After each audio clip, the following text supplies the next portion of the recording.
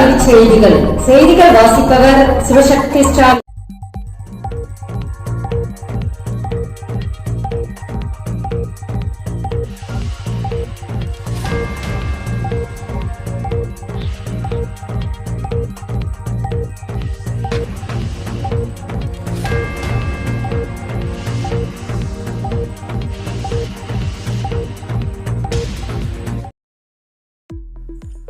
அரசு பள்ளிகளில் பழுதடைந்த கட்டிடங்கள் அறிக்கை சமர்ப்பிக்க தொடக்க கல்வி உத்தரவு.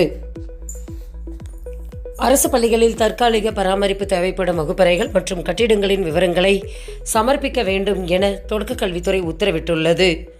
அனைத்து அரசு பள்ளிகளிலும் கட்டிடங்களை ஆய்வு செய்து தற்காலிகமாக பராமரிப்பு பணிகள் தேவைப்படும் பள்ளிகள் குறித்த விவரங்கள் கொண்ட பட்டியலை தமிழக அரசுக்கு 2 வாரத்துக்குள் அனுப்ப வேண்டும் எனவும் தெரிவிக்கப்பட்டுள்ளது. ஆகஸ்ட் 28 முதல் செப்டம்பர் 4 வரை சிறப்பு கல்வி கடன் முகாம்கள்.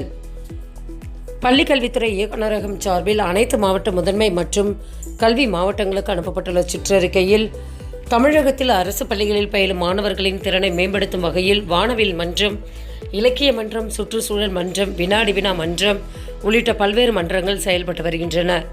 1 முதல் 9ஆம் வகுப்பு மாணவர்களுக்கு கல்வியாண்டு அட்டவணையில் ஒதுக்கப்பட்ட பாட வேலைக்கு ஏற்றபடி அடுத்த ஆண்டு ஏப்ரல் மாதம் வரை நடத்தப்பட வேண்டும். இந்த செயல்பாடுகள் வாராந்திர அடிப்படையில் நடத்தப்படுவது அவசியம். ஆகஸ்ட் 28 முதல் செப்டம்பர் 4 வரை சிறப்பு கல்வி கடன் முகாம்கள் நடைபெற உள்ளது குறிப்பிடத்தக்கது.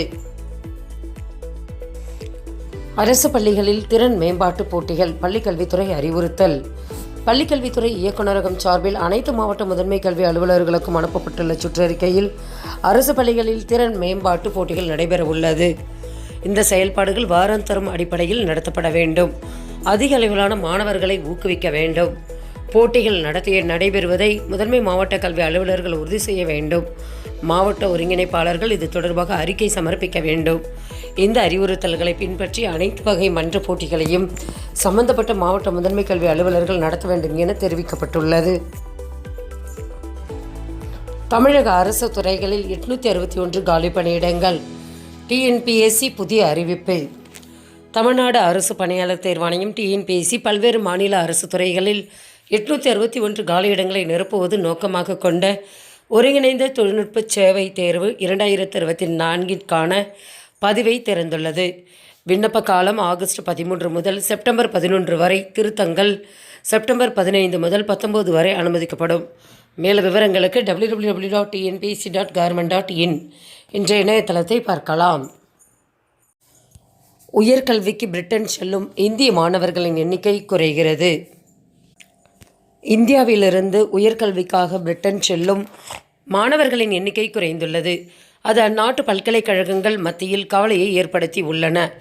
இந்தியாவில் பள்ளிப்படிப்பை முடித்துவிட்டு உயர்கல்விக்காக வெளிநாடு செல்லும் மாணவர்களின் எண்ணிக்கை ஆண்டுதோறும் அதிகரித்து வருகிறது. பல வெளிநாட்டு பல்கலைக்கழகங்களும் இந்திய மாணவர்களுக்காக பல்வேறு சலுகைகளை அறிவிக்கின்றன. அந்த வகையில் உயர்கல்விக்கு விருப்பமான நாடாக பிரிட்டன் திகழ்ந்தது. செய்திகள் நிறைவடைந்தன. வணக்கம்.